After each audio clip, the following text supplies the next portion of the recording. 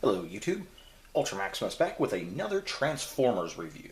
This time we're taking a look at another third-party figure, and it's the Tetra Squadron TS-05 booster from Impossible Toys, the TRNS Transitional Robot Soldier. Yes, yet another Tetra Squadron jet. So this is basically Impossible Toys, not thrust figure. And unlike some of the other figures, I think the Coneheads, actually, their names are a bit more related to the original character. So we got Thrust, we got Booster, Thrust, Boost, okay, I can see that. Ramjet was Smash-Or, Smash, Ram, sure, I can see that one. But Rebeller and Prankster, or Thundercracker and Skywarp, I don't get those two. Those two just didn't. I don't get where they got those from. So I don't know. But anyway, we have Booster here from Impossible Toys, which Impossible Toys now is a defunct third-party toy company. Unfortunately, they did go out of business, and I know that they had a lot of QC problems. That was what that company was known for, and the reason they went out of business. However, the reason that I got this set here is because about a year ago, Vangelis did a review on this set. And if you haven't seen his channel, definitely check him out. But he was literally throwing these figures around on his set.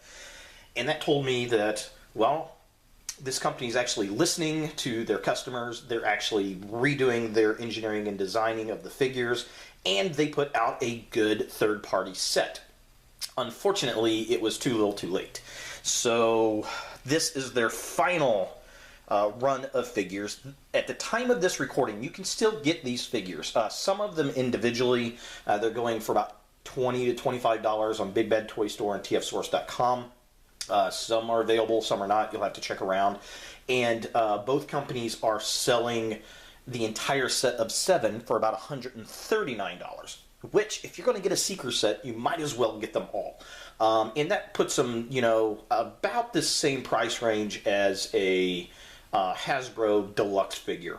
And in fact, they're actually a bit bigger than a Hasbro Deluxe, which is kind of nice. So, let's take a look at the packaging like we usually do, and then we'll get the robot out and see how he looks in bot and Tetrajet mode. So, here's the package art for Booster again. Same kind of artwork. I like the G1 style with the grids. We have this G1 style Decepticon paint job logo for transitional robot soldiers. Got a picture of the robot, picture of the Tetrajet, Impossible Toys logo in the corner, and much like the old G1 figures, we've got the TS-05 booster in that same kind of pattern, which is really cool. I do like that. Now, top of the package, as usual, exactly the same as the others. Very cool. Bottom of the package, again, the same as the others. It's got this nice space background that wraps around the entire box, which is nice. I do appreciate that. Here's the artwork of the figure on that side. Here's the Tetra Squadron bio. If you want to pause and read this, you may. There's paragraph 1. And there's paragraph 2. Enjoy. Here's the back of the package. Again, these figures have these humongous bios, which I do appreciate that. They're just way too long to read on a review. But again, same artwork, same logo up here. We have the bio and the little saying. So there is his saying. If you want to pause and read that, you may. There's the first paragraph of the bio. If you would like to pause and read that, you may. And then there is the second paragraph. Get a little closer. You may pause and read that if you like. So yeah, there he is. Booster package. Let's get him out and see what we think about that robot. Okay, so here we have Booster, aka not Thrust, out of package, and I really do like the paint scheme on this guy. Thrust has always been one of my more favorite of the Seekers. I really, really like Skywarp, and I really, really like Thrust.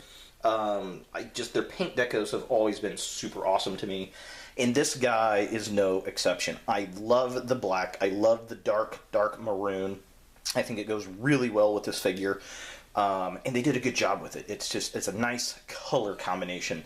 Unlike the not Skywarp, the Rebeller figure, the red just wasn't dark enough, and that was just unfortunate to me. But other than that, the paint jobs on these guys have been really, really nice. It is well painted. It is well colored. The sculpt on it is exactly the same as the Smashore. It's just, well, not exactly the same because there is a key difference, and I'll show that off. But it's got the same head sculpt, the same cone.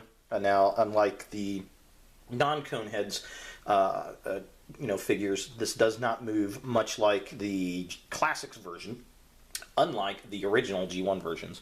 But yeah, the rest of the paint job is lovely. I love just kind of a close-up here. I'll get in. So there's his head sculpt, exactly the same as the other ones. His eyes are a little bit more prominent on this figure than some of the other ones, so we can see the red a little bit better.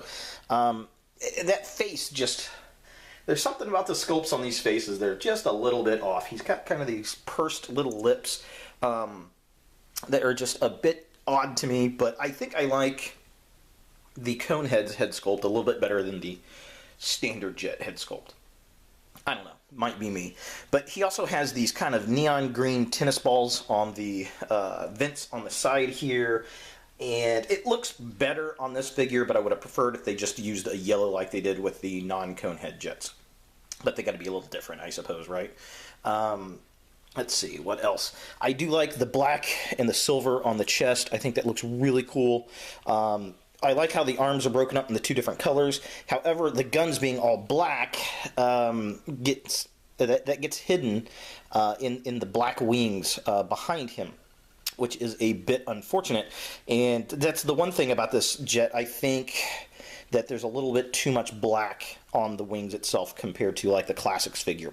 I do like the large yellow cockpit there. The legs are painted up really nice, got the silver knees, and I like the red paint picks there. Now, here's where it's a little different. We have some molding differences here on this piece because of his little turbine pieces that mimic the original Classic figure, which is pretty darn cool. So, zoom out a little. Definitely digging him. Let's compare him to his Classics counterpart. So we'll bring in Classics Thrust here. If I can get his parts down right. So there he is.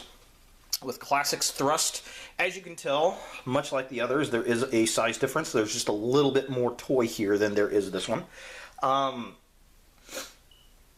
yeah, it's about the same basic scheme.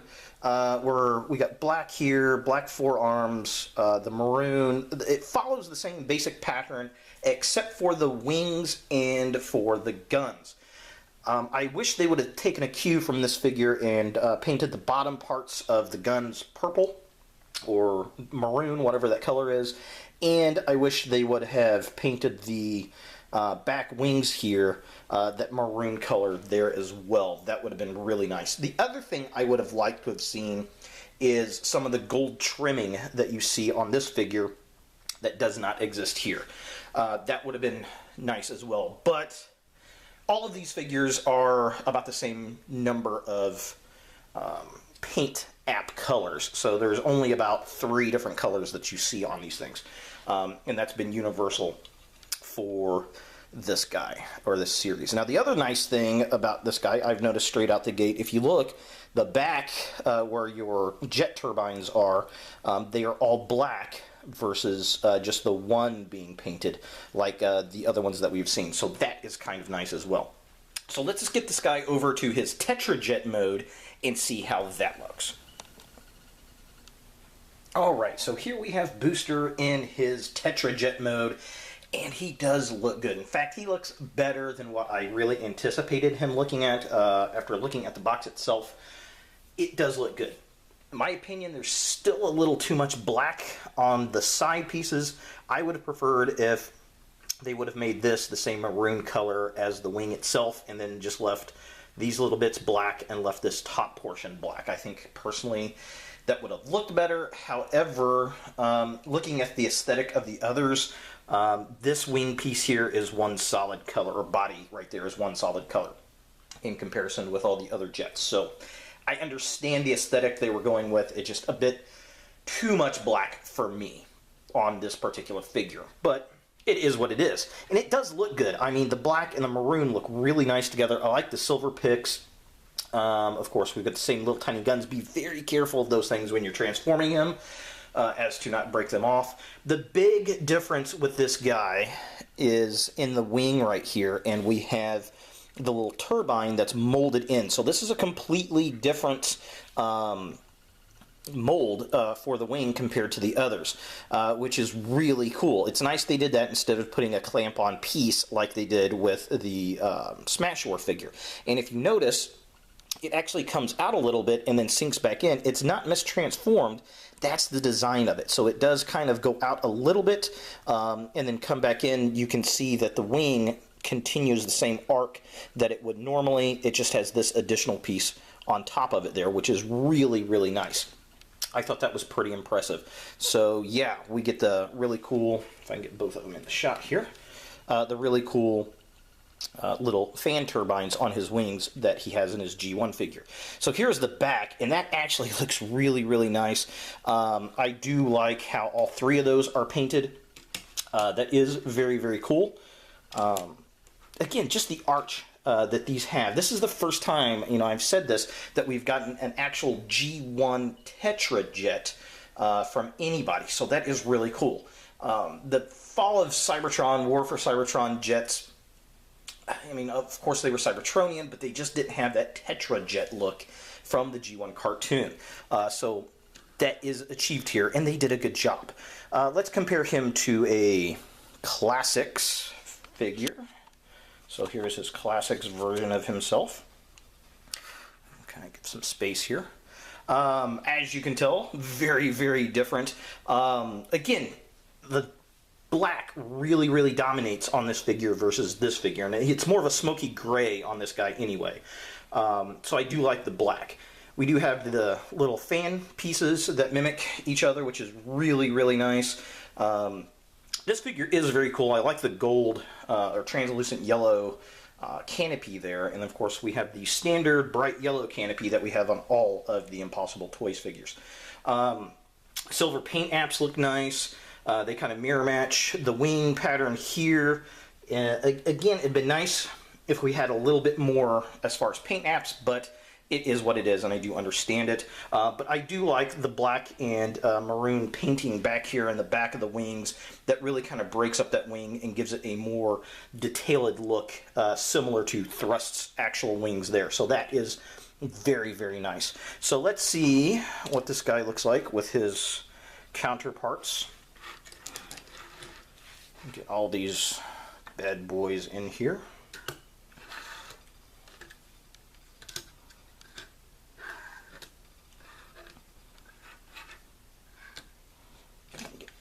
Get him out the way, zoom out a little.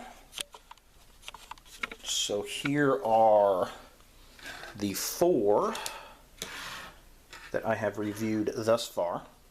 And as you can see, I mean, they look pretty nice as a set. I am digging them.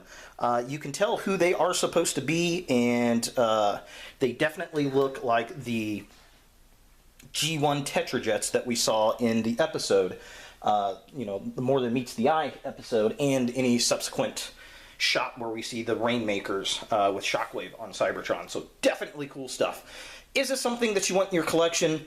Again, the big thing is, if you're a Seeker fan, yes, you're going to want this whole set.